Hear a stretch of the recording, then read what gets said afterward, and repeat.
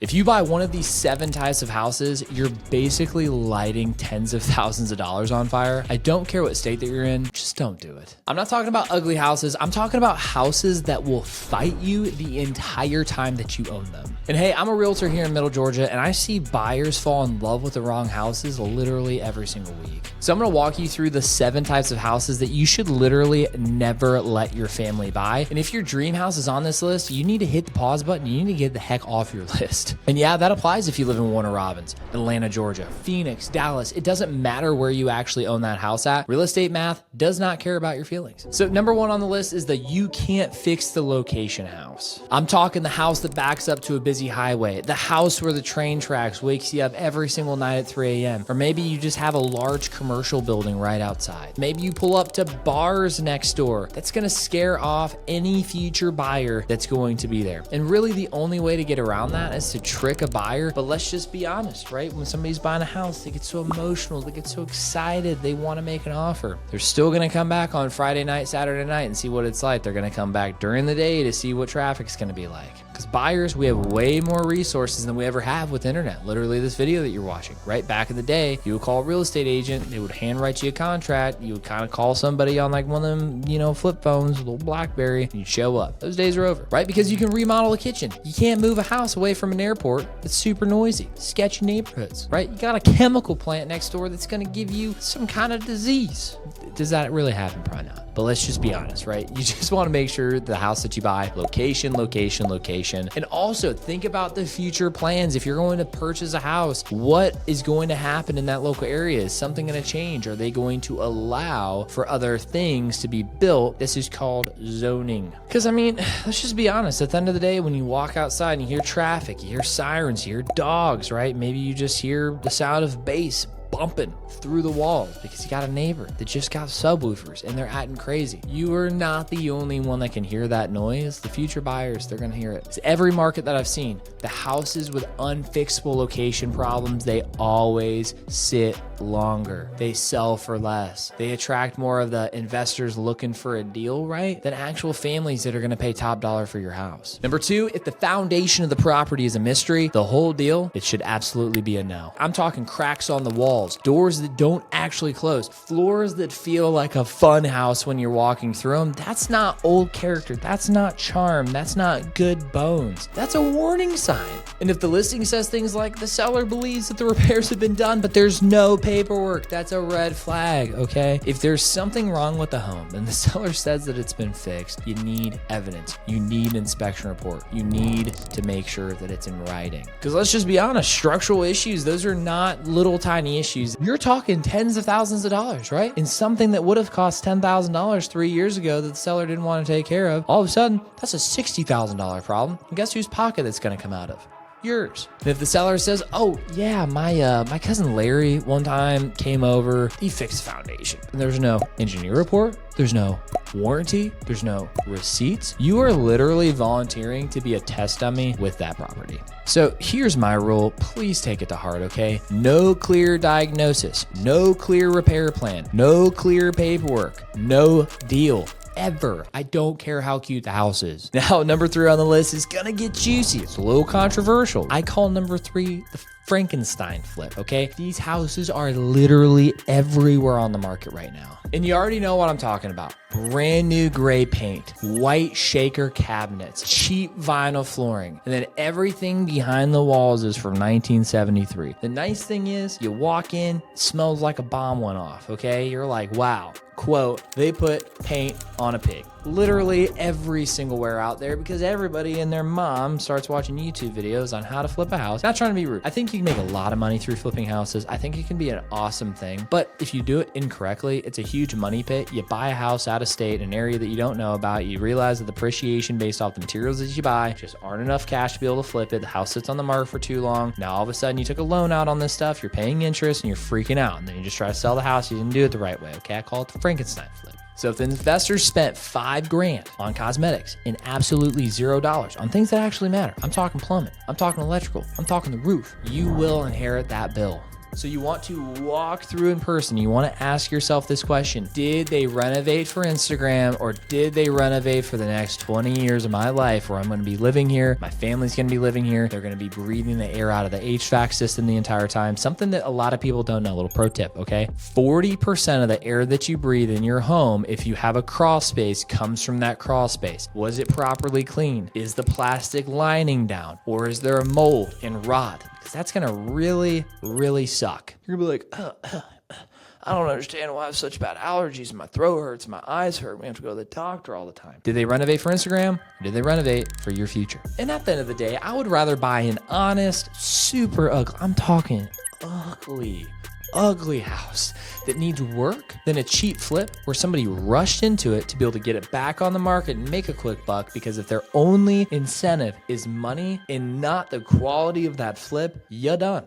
Number 4, this one is terrifying. This is the house where the roof's 23 years old. This is the house where you got an 18-year-old HVAC that should have been replaced 6 years ago. This is the house that has the original water heater, even though it says it really needs to be replaced every 8 to 12, right? It's the house where the windows are so old they paint it over and they don't even open, which for you, if you get an appraisal done on the home, they're not going to even let you buy the house yet. All in one package. It's not even a triple threat. It's a quad threat. And then all of a sudden, you get a home inspection. It's like a gazillion threat. I don't even know what that would be. Just item after item after item. Because don't get me wrong, on paper, it looks great, but you're buying a to-do list disguised as a house. Now, let's just be transparent with ourselves. Everything does not have to be brand new, but you also don't want to have to replace a roof, an HVAC system, a water heater, major plumbing, all in the first 2 years. It's very expensive.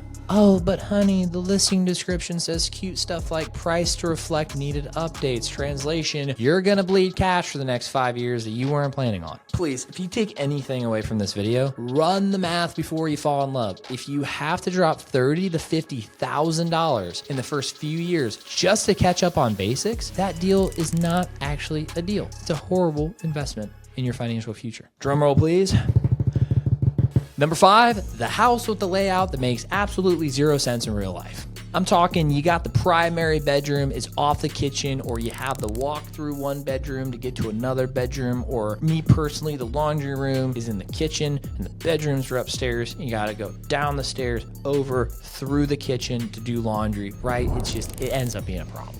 If there's one tiny little bathroom for 4 bedrooms, or the laundry literally, like I was saying, is all the way in the kitchen, right? That's not quirky. That's just functionally obsolete. When you go to sell that property, there's going to be somebody that's like, honey, I'm not going and I'm not going to do that. We have 4 girls. We're not all sharing one bathroom. Because buyers, they'll forgive colors. They'll forgive finishes. They'll forgive normal wear and tear cosmetic issues because they're not purchasing a new house. But you want to know what they won't forgive? They won't forgive a layout that makes their daily life really annoying.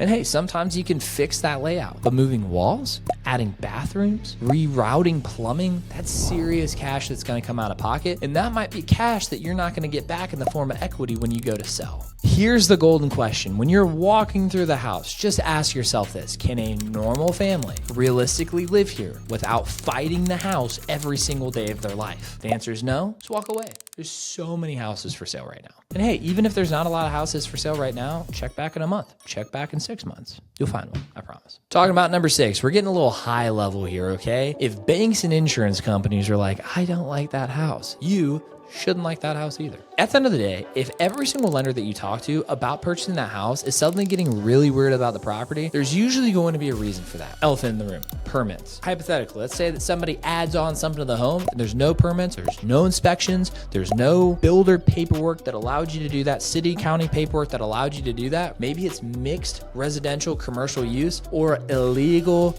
garbage apartments. These things blow up financing. You're gonna spend all this money, you're gonna go through, you're gonna get your home inspection done, you're gonna come out of pocket all this cash, and then it's just not gonna work anyway. Or if you get with a lender and they like finagle the paperwork and they pay off the appraiser. Does this happen? I don't work with crap people, so I wouldn't know. But just saying, if that were to happen and you go to sell the house, you are so screwed. Well, hey, let's get a little serious. I know, getting a little excited, shooting video, love talking about this kind of stuff. Let's just talk about like electrical. Let's talk about plumbing, right? Because there's certain things that are grandfathered in because the house was built a little while ago. So you're allowed to have, let's just say like open ground. Is it the best option? No. your house could light on fire. Electrical, plumbing, that kind of stuff. And insurance companies are just saying like, hey, I hate this. I really wouldn't recommend to go forward with this. Your monthly cost can go way up, or you just might get denied, right? But let's say that it does get pushed through and all of a sudden you're like, wow, my insurance on my home really should have been, $200,000 house right at $100 a month, $400,000 house, $200 a month, just depending on where you live. That's just middle Georgia numbers. And you're spending $500, $600, $700 a month in insurance. That's a car payment. You don't want to have that kind of expense lingering over your head for the entirety of you buying that house. And think about when you go to sell it. All that kind of stuff's going to get pushed onto the other buyer, and they're going to be like, whoa. I thought my PITI, principal, interest, taxes, and insurance, my mortgage payment was supposed to be X. Why in the world is it $500 more per month? I can't afford that. Your deal falls through. So here's the thing. I'm just going to lay this out. If it's hard for you to finance, drop in the comment below. Is it finance or finance? I don't know. I hear it differently all the time. But if you can't finance, whatever you want to call it, or like insure, like making sure that it's locked in and ensure that you can actually get the monies, it's going to be extremely hard for that next buyer to get the monies as well. That's a dream home, and you never, ever, I cannot express this enough. Oh my goodness, you do not want a house that only cash buyers and investors will entertain when you go to sell the house, because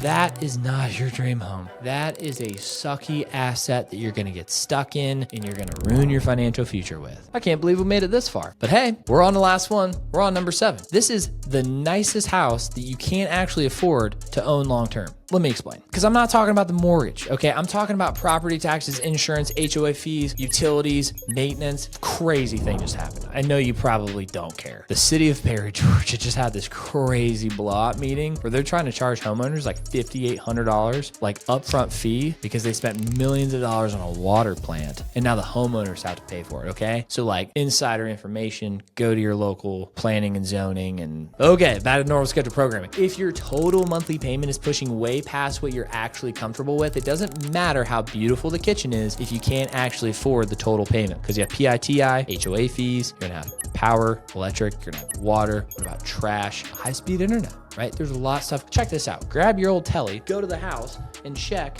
Wow, it says SOS when I'm over here at the house. I'm literally gonna have to connect to Wi-Fi to make any phone calls, and I have an iPhone, so I'm good. But if you have an Android, you're gonna have to buy an iPhone because you're gonna be able to connect to the internet, be able to send iMessages and text, and actually have FaceTime for voice call. There's a lot going on, right? You wanna make sure that you're gonna be good. Because at the end of the day, if you need everything to go perfectly, I'm talking no job change, no random expense, your car doesn't ever break down magically because cars always have maintenance, no random dance recital that your daughter went to and then all of a sudden you're like, why is it $550 for this one little event that, like no additional payment. Every single dollar on your budget is filled in. And if you go over, you're done, right? You're better off buying something a little more modest, right? Have a little bit of margin in your budget and then just upgrade later over time, right? If you find that right house with the right bones, you can certainly upgrade it over time instead of just flexing on Instagram with a payment that's slowly crushing you. And then all of a sudden you just don't want to get up anymore because financial disparity has hit you so deep and you just can't breathe. And no, just don't.